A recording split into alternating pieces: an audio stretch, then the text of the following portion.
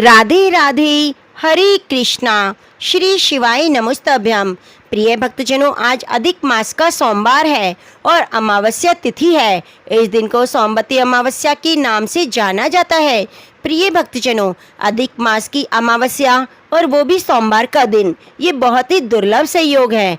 इस दिन स्नान दान पितरों के निमित्त तर्पण किया जाता है और साथ ही कथाओं को सुना जाता है। तो आज मैं आपको सुनाने जा रही हूँ सोमवती अमावस्या की वह पौराणिक कथा जो शंकर पार्वती जी के विवाह से जुड़ी हुई है और साथ ही सोमा धोबिन की कथा। प्रिय भक्तजनों, आप इन पवित्र कथाओं को पूरा अवश्य सुनिएगा। भगवान शिव आपकी सभी मनोकामनाओं को पूरी करे। कथा को सुनते हुए वीडियो को लाइक करके कमेंट बॉक्स में हर हर महादेव जरूर लिखिएगा। भगवान शंकर को पति रूप में पाने के लिए माता पार्वती ने बड़ी कठिन तपस्या कर ली थी। उस तपस्या से समाधि लगाए शिव भी विचलित हो गए, ऐसा माना जाता है। अमावस्या के दिन शंकर जी ने पार्वती जी के तप की परीक्षा लेने के लिए सप्तऋषियों को उनके पास भेजा। सप्तऋषि पार्वती जी के निश्चय की परीक्षा करने के लिए भगवान शंकर के बारे में मिथ्या बातें करने लगे। वे कहते हैं, शंकर जी लज्जा को छोड़कर नंग धड़ंग कैलाश पर्वत पर भूत पिशाचों के साथ रहते हैं। केशों का जटा जूट बना रखा है, कंठ में विष धारण करते हैं, मुंड माला पहने हैं, अंग में चिता भस्म और सर्प लपेटे हुए हैं, भांग धतूरा खाते हैं, मनमत होकर तांडव नृत्य करते हैं। उनके कुल खानदान माता पिता गोत्र जाति का पता नहीं। वे खेती व्यापार आंधन ग्रह शून्य हैं। तुम्हारा निर्वाह कैसे होगा? वे तो उदासीन और काम के शत्रु हैं। पहले सती से विवाह हुआ, फिर कुछ दिन बाद उनके साथ रहकर बेचारी को त्याग दिया और खुद स्वतंत्र होकर ध्यान में रम गए। ऐसे वर को पाकर तुम्हें क्या मिलेगा? वर के रूप में कुल धन आदि जो कुछ गुण देखे जाते हैं वे शंकर जी में नहीं, अर्थात वर के अंदर कन्या रूप माता धन पिता विद्या बंधु बांधव अच्छा कुल देखना चाहते हैं, किंतु आम आदमी मिठाइयों पर नजर रखता है। अब तुम ही देखो उन तीन नेत्र वालों में कौन से गुण हैं। अब तुम उनको छोड़ दो और लक्ष्मीपति नारायण जो बैकुंठ में रहते हैं पति रूप में चुन लो। पार्वती जी ने हंसते हुए सप्तऋषियों से कहा, भगवान शंकर स्वयं अकिंचन है, किंतु संसार की समस्त संपत्तियां उन्हीं से उत्पन्न हुई हैं। वे शंकर रूप हैं, फिर भी कल्याणकारी कहे जाते हैं। महादेव जी तो विश्व के स्वामी हैं, यानी कि विश्वेश्वर हैं। उन्हें खेती व्यापार नौकरी करने की क्या आवश्यकता? वे नग्न रहें, गज चर्म पहने ये रेशमी वस्त्र सुसज्जित रहें, शरीर में सांप लपेटे या आभूषण, वे त्रिशूल खप्पर ले, शीश पर चंद्रमा चमकता रहे। इससे उनके विश्व में होने का कोई अंतर नहीं आता। मैं आप लोगों की सीख नहीं सुनना चाहती।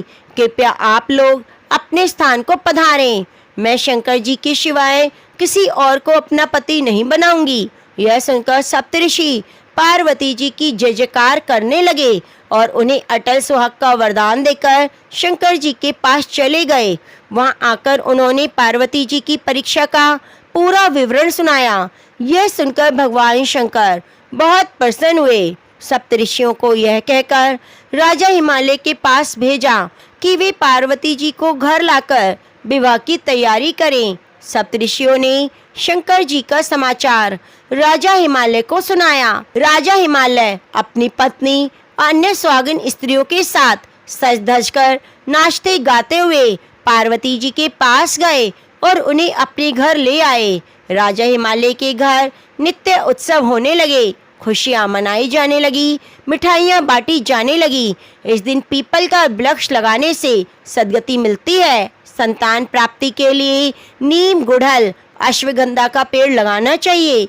लक्ष्मी की प्राप्ति के लिए कदम आंवला जामुन बेलपत्र का पेड़ लगाना चाहिए। शोक दूर करने के लिए अशोक का पेड़ लगाना चाहिए। ज्ञान और उत्तम पत्नी प्राप्ति के लिए आकड़े का पेड़ लगाना चाहिए। दीर्घ आयु के लिए बेलपत्र, रोग नाश के लिए शमी लगाना चाहिए।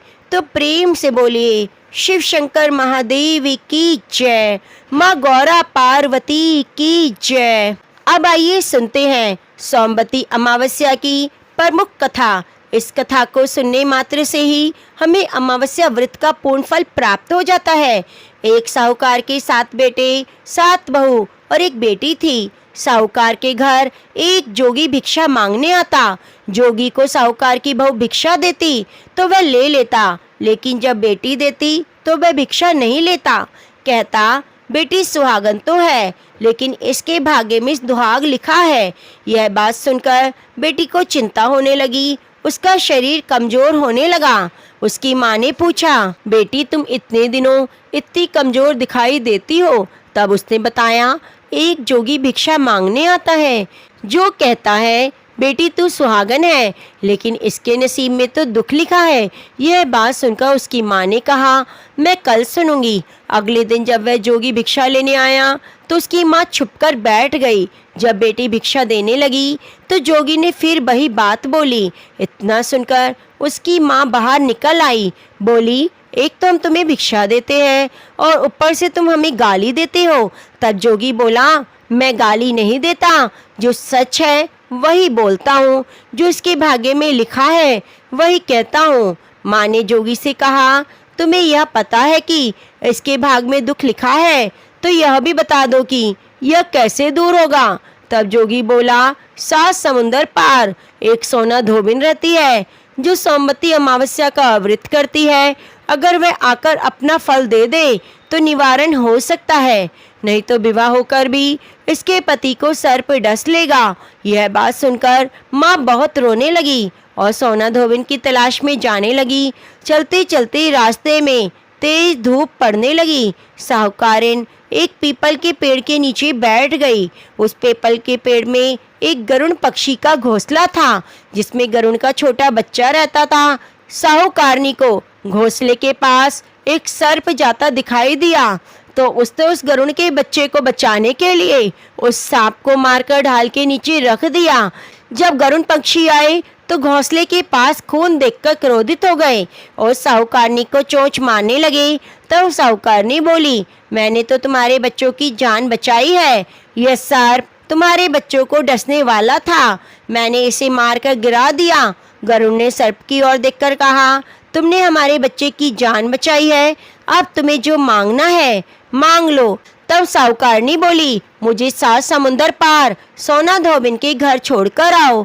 गरुड़ ने साहूकारनी को अपनी पीठ पर बिठाकर 7 समुंदर पार सोना धोबिन के घर छोड़ आया। वहां जाकर साहूकारनी ने सोचा, सोना धोबिन को कैसे राजी किया जाए।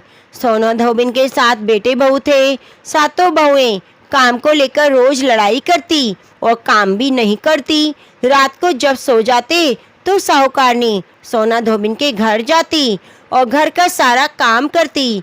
गायों को नहलाकर घर की सफाई करती, रसोई का काम करती, चौका बर्तन करती, आटा पीसती, कपड़े धोती, पानी भरती।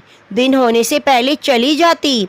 बहुएं सोचती, ये सारा काम कौन कर रहा है, लेकिन कभी एक दूसरे से पूछती नहीं, यह सब काम करता कौन है। एक दिन धोबन ने सोचा, आजकल लड़ती भी नहीं है बहुएं, काम भी ठीक कर रही हैं।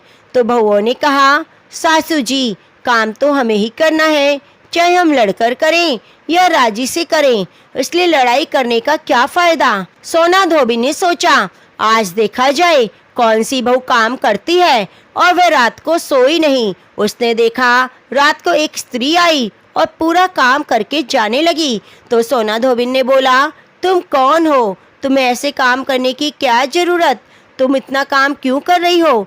तब साहूकारनी ने कहा, जरूरत है तभी तो इतना काम कर रही हूँ। सोना धोबिन ने पूछा, तुम्हें क्या चाहिए। साहूकारिन बोली, पहले मुझे वचन दो, तब मैं आपको बताऊंगी। सोना धोबिन ने वचन देकर कहा, अब बताओ, मैं आपको वचन देती हूँ। साहूकारिन बोली, मेरी बेटी के भाग में दुख लिखा है, इसलिए आप चलकर उसे सुहाग दें, सोमवती करें। सोना धोबन अपने बेटे बहू से बोली, मैं तो साहूकारनी के संग जा रही हूँ, यदि पीछे से पिताजी खत्म हो जाएं तो तेल घी के कूप में डालकर छोड़ देना।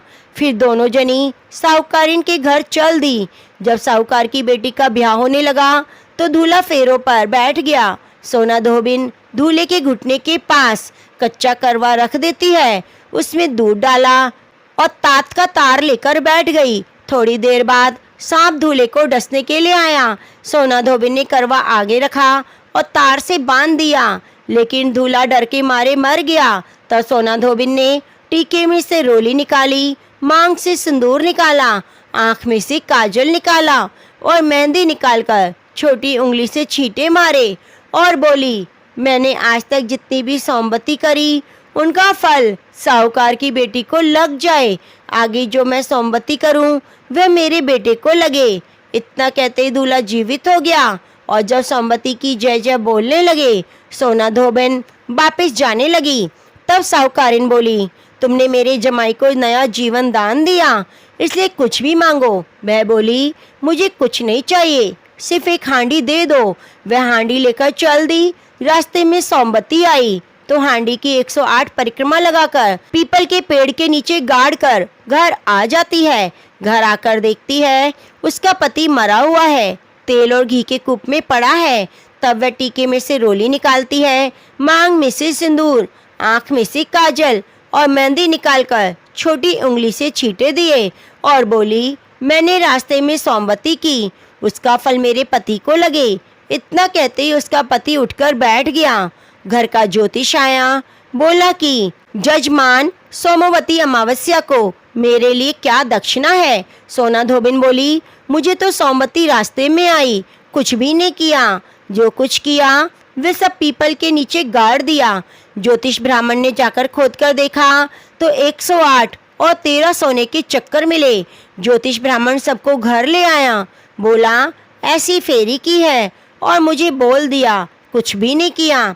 सोना धोबिन बोली, यह तो तुम्हारे भाग्य से हुआ है, इसलिए इसे तुम ही ले जाओ। ब्राह्मण बोला, मेरा तो इसमें चौथी पाती है, बाकी आपका मन, जिसे देना हो दे दो। सारी नगरी में बोल दिया, जब सोमवती अमावस्या आए तो उसका व्रत जरूर किया जाए। हे सोमवती अमावस्या, जैसे साहूकार की बेटी को सुहाग दिया वैसे सबको देना। साहूकार की बेटी को सुहाग दिया वैसे सबको देना। कहानी कहने वाले, सुनने वाले, हुंकारा भरने वाले पूरे परिवार पर अपनी कृपा बनाना। तो प्रेम से बोलिए, शंकर पार्वती की जय। एक समय की बात है, जब राम जी वनवास खत्म होने के बाद राज सिंहासन पर बैठे, उस समय माता पार्वती और भोलेनाथ घूम रहे थे। तो भोलेनाथ ने देखा राम जी के दादाजी का श्राद्ध का भंडारा हो रहा है। तब भगवान भोलेनाथ ने सोचा, चलो मैं भी राम जी के घर चलता हूँ, इसी बहाने राम जी के दर्शन कर लूँगा। तो भोलेनाथ ने माता पार्वती से बोला, गौरा जी, तुम कैलाश धाम जाओ, हमारे लिए भोजन बनाओ, मैं थोड़ी देर में आता हूँ। तो माता ने भोलेनाथ की बात मानकर कैलाश धाम को चली गई और भोलेनाथ राम जी के घर पहुँचे और ब्राह्मणों के साथ पंगत में बैठ गए, भंडारा खाने लगे। तभी ब्राह्मणों को माता जानकी ने पेट भर भोजन खिलाया। उसके बाद सभी ब्राह्मण उठकर चले गए, लेकिन भोलेनाथ बैठे रहे। तो माता सीता लक्ष्मण जी की धर्मपत्नी उर्मिला से बोली, सभी ब्राह्मण उठकर चले गए हैं। माता उर्मिला बोली, सभी ब्राह्मण उठकर चले गए हैं, लेकिन एक ही बैठे हैं। तो माता जानकी बोली, अच्छा कोई बात नहीं, थोड़ा भूखा होगा और भोजन खिला दो। तब माता सीता, माता उर्मिला, सभी सिखियाँ भोलेनाथ को पेट भर खाना खिलाने लगी। भोलेनाथ खाते गए, लेकिन भोलेनाथ की भूख शांत नहीं हुई और वे भोजन खाते गए। माता जानकी के रसोई का सारा सामान खत्म हो गया, लेकिन भोलेनाथ उठे नहीं। तो माता सीता जल लेकर भोलेनाथ के पास गई, बोली, बाबा पानी पी लो। भोलेनाथ बोले, जब आधा भोजन खा लूँगा तो पानी पी लूँगा। माता सीता सोचने लगी, अभी तो आधा भी नहीं हुआ। माता जानकी ने फिर से सामान मंगाकर उन्हें भरपेट भोजन खिलाया, लेकिन भोलेनाथ रुकने का नाम ही नहीं ले रहे थे। इतनी देर में माता केकई आ गई और बोली, बेटी क्या हुआ, तुम लोग परेशान लग रही हो।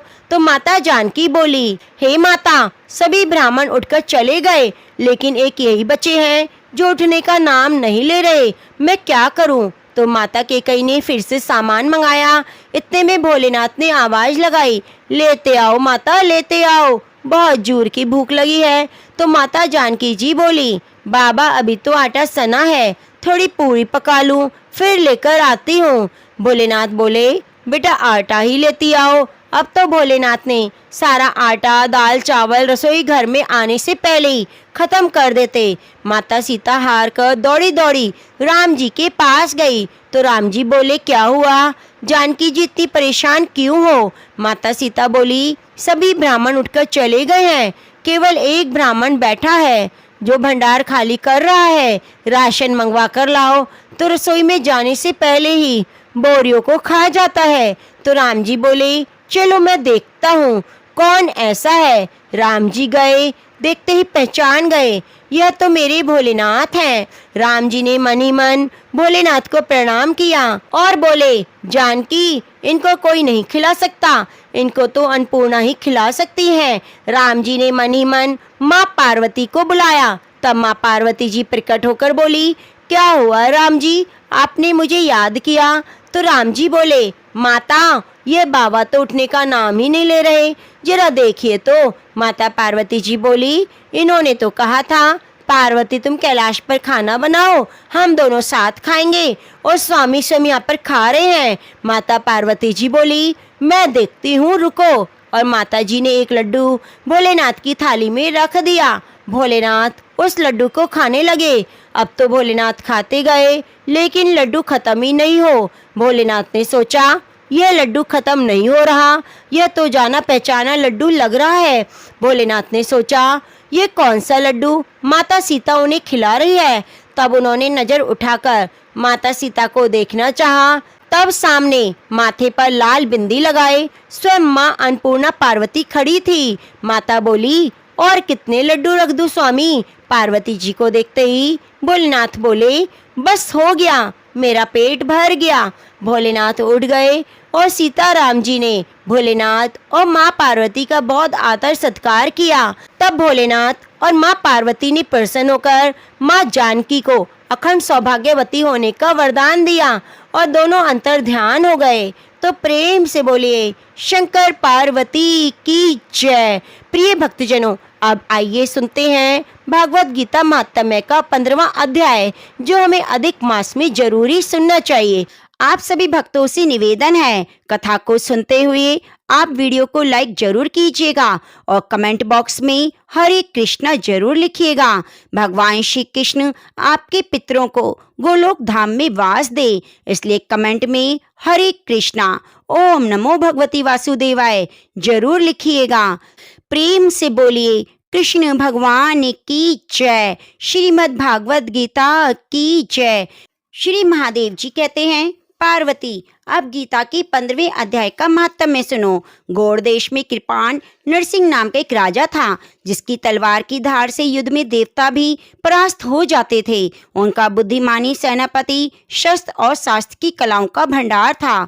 उसका नाम था सर्वमेरुंड। उसकी भुजाओं में प्रचंड बल था। एक समय उस पापी ने राजकुमारों सहित महाराज का वध करके स्वयं ही राज्य करने का विचार किया। इस निश्चय के कुछ ही दिनों बाद वह हैजे का शिकार होकर मर गया। थोड़े समय में वह पापात्मा अपने पूर्व कर्म के कारण सिंधु देश में एक तेजस्वी घोड़ा हुआ। उसका पेट सटा हुआ था। घोड़े के लक्षणों को ठीक ठीक ज्ञान रखने वाले किसी वैश्य के पुत्र ने बहुत सा मूल्य देकर उस अश्व को खरीद लिया और यत्न के साथ उसे राजधानी तक वह ले गया। वैश्य कुमार वह अश्व राजा को देने लाया था। यद्यपि राजा उस वैश्य कुमार से परिचित थे, तथापि द्वारपाल ने जाकर उसके आगमन की सूचना दी। राजा ने पूछा, किस लिए आए हो? तब उसने स्पष्ट शब्दों में उत्तर दिया, देव, सिंधु देश में एक उत्तम लक्षणों से संपन्न अश्व था, जिसे तीनों लोकों का एक रत्न समझकर मैंने बहुत सा मूल्य देकर खरीद लिया। राजा ने आज्ञा दी, उस अश्व को यहाँ ले आओ। वास्तव में वह घोड़ा गुणों में उच्च श्रैवा के समान था। सुंदर रूप का तो मानो घर ही था। शुभ लक्षणों का समुद्र जान पड़ता था। वैश्य घोड़ा ले आया और राजा ने उसे देखा। अश्व का लक्षण जानने वाले आम आत्माओं ने इसकी बड़ी प्रशंसा की। सुनकर राजा अपार आनंद में निमग्न हो गए और उन्होंने वैश्य को मुंह मांगा स्वर्ण देकर तुरंत ही अश्व को खरीद लिया। कुछ दिनों के बाद एक समय राजा शिकार खेलने के लिए उत्सुक हो उसी घोड़े पर चढ़कर वन में गए। वह मृगों के पीछे इन्होंने अपना घोड़ा बढ़ाया। पीछे पीछे सब ओर से दौड़कर आते हुए समस्त सैनिकों का साथ छूट गया। वे हिरणों द्वारा आकृष्ट होकर बहुत दूर निकल आए। प्यास ने उन्हें व्याकुल कर दिया। तब वे घोड़े से उतरकर जल की खोज करने लगे। घोड़े को तो उन्होंने वृक्ष की डाली से बांध दिया और स्वयं एक चट्टान पर चढ़ने लगे। कुछ दूर जाने पर उन्होंने देखा एक पत्ते का टुकड़ा हवा से उड़कर शिलाखंड पर गिरा है। उसमें गीता के 15वें अध्याय का श्लोक लिखा हुआ था। राजा उसे बांचने लगे। उनके मुख से गीता के अक्षर सुनकर घोड़ा तुरंत गिर पड़ा। अश्व शरीर को छोड़कर तुरंत ही दिव्य विमान पर बैठकर स्वर्गलोक को चला गया। उसके बाद राजा ने पहाड़ पर चढ़कर एक उत्तम आश्रम देखा जहाँ नागकेशर, केले, आम, नारियल के वृक्ष लहरा रहे थे। आश्रम के भीतर एक ब्राह्मण बैठे हुए थे जो संसार की वासनाओं से मुक्त थे। राजा ने उन्हें प्रणाम करके बड़ी भक्ति के साथ पूछा, ब्राह्मण, मैं अश्व जो अभी अभी स्वर्ग को चला गया है उसका क्या कारण है? राजा की बात सुनकर त्रिकालदर्शी मंत्रवेता महापुरुषों में श्रेष्ठ विष्णु शर्मा नामक ब्राह्मण ने कहा, हे राजन, पूर्व काल में तुम्हारे यहाँ जो सरब मेरुण नामक सेनापति था वे तुम्हें पुत्रों सहित मारकर स्वयं राज्य हड़प लेने को तैयार था। इसी बीच में हैजे का शिकार होकर वह मृत्यु लोक को प्राप्त हो गया। उसके बाद वह उसी पाप से घोड़ा हुआ। यहाँ कहीं गीता के 15वें अध्याय का आधा श्लोक लिखा मिल गया था। उसे तुम बांचने लगे। उसी को तुम्हारे मुख से सुनकर वह अश्व स्वर्ग को प्राप्त हुआ। उसके बाद राजा के पार्श्ववर्ती सैनिक उन्हें ढूंढते हुए वहां आ पहुंचे। उन सबके साथ ब्राह्मण को प्रणाम करके राजा प्रसन्नता पूर्वक वहां से चले और गीता के 15वें अध्याय के श्लोक अक्षरों से अंकित उसी पत्र को बाँच बाँच कर प्रसन्न होने लगे। उनके नेत्र हर्षित खिल उठे थे। घर आकर उन्होंने मंत्रवेता मंत्रियों के साथ अपने पुत्र सिंहवल को राज्य सिंहासन पर अभिषिक्त किया और स्वयं 15वें अध्याय के जप से विशुद्ध चित्त होकर मोक्ष को प्राप्त किया। तो प्रेम से बोलिए श्रीमद् भागवत गीता की जय। प्रिय भक्तजनों, अब आइए सुनते हैं 15वें अध्याय का महत्म्य। भगवान श्री कृष्ण अर्जुन को बोलते हैं। श्री कृष्ण भगवान बोले, हे अर्जुन, आदि पुरुष परम परमेश्वर मूल वाले और ब्रह्म रूप मुख्य शाखा वाले जिस संसार रूप पीपल के वृक्ष को अविनाशी कहते हैं, जिसके वेद पत्ते कहे गए हैं, उस संसार रूप वृक्ष को जो पुरुष मूल सहित तत्व से जानता है वह वेद के तात्पर्य को जानने वाला है। हे अर्जुन, उस संसार वृक्ष की तीनों गुण रूप जल के द्वारा बड़ी हुई विषय भोग रूप कोपलों वाली देव, मनुष्य, त्रियक आदि योनि शाखाएं नीचे और ऊपर सर्वत्र फैली हुई हैं। मनुष्य योनि में कर्मों के अनुसार बांधने वाली अहमता, ममता, वासना रूप जड़ें भी नीचे और ऊपर सभी लोकों में व्याप्त हो रही हैं। परंतु इस संसार वृक्ष का स्वरूप जैसा कहा है वैसा यहाँ विचार काल में भी नहीं पाया जाता, क्योंकि न तो इसका आदि है, न अंत है, न अच्छी प्रकार से स्थिति ही है। इसलिए इस अहमता, ममता, वासना रूप अति दृढ़ मूल वाले संसार रूप पीपल के वृक्ष को दृढ़ वैराग्य रूप शस्त्र द्वारा काटकर उसके उपरांत उस परम पद परमेश्वर को अच्छी प्रकार खोजना चाहिए, जिसमें गए हुए पुरुष पीछे संसार में नहीं आते। जिस परमेश्वर से ये पुरातन संसार वृक्ष की प्रवृत्ति विस्तार को प्राप्त हुई है, उसी आदि पुरुष नारायण के शरण में हूँ। इस प्रकार दृढ़ निश्चय करके नष्ट हो गया है मान और मोह, जिनका जीत लिया है आसक्ति रूप दोष, जिनने परमात्मा के स्वरूप में है निरंतर स्थिति, जिनकी अच्छी प्रकार से नष्ट हो गई है कामनाएं, जिनकी सुख दुख नामक द्वंद्वों से विमुक्त हुए ज्ञानी जन उस अविनाशी परम पद को प्राप्त होते हैं। उस स्वयं प्रकाश में परम पद को न सूर्य प्रकाशित कर सकता है, न चंद्रमा, न अग्नि ही प्रकाशित कर सकती है। जिस परम पद को प्राप्त होकर मनुष्य पीछे संसार में नहीं आते, वही मेरा परम धाम है। हे अर्जुन, इस देह में जीवात्मा मेरा ही सनातन अंश है और वही इन त्रिगुणमयी माया में स्थित हुई मन सहित पांचों इंद्रियों को आकर्षण करता है। कैसे कि वायु गंध के स्थान से गंध को जैसे ग्रहण करके ले जाता है, वैसे देह आदिकों का स्वामी जीवात्मा भी जिस पहले शरीर को त्यागता है, उससे इन मन सहित इंद्रियों को ग्रहण करके फिर जिस शरीर को प्राप्त होता है उसमें जाता है। उस शरीर में स्थित हुआ ये जीवात्मा श्रोत, चक्षु, त्वचा को, रसना, घ्राणन, मन को आश्रय करके इन सब के सहारे से ही विषयों का सेवन करता है, परंतु शरीर छोड़कर जाते हुए शरीर में स्थित हुए को, विषयों को भोगते हुए तीनों गुणों से युक्त हुए को भी अज्ञानी जन नहीं जानते। केवल ज्ञान रूप नेत्रों वाले ज्ञानी जन ही तत्व से जानते हैं, क्योंकि योगी जन भी अपने हृदय में स्थित हुए इस आत्मा को यत्न करते हुए भी तत्व से जानते हैं, और जिन्होंने अपने अंतःकरण को शुद्ध नहीं किया है, ऐसे अज्ञानी जन तो यत्न करते हुए भी इस आत्मा को नहीं जानते हैं। हे अर्जुन, जो तेज सूर्य में स्थित हुआ संपूर्ण जगत को प्रकाशित करता है, जो तेज चंद्रमा में स्थित है, जो तेज अग्नि में स्थित है, उसको तू मेरा ही तेज जान, और मैं ही पृथ्वी में प्रवेश करके अपनी शक्ति से सब भूतों को धारण करता हूँ।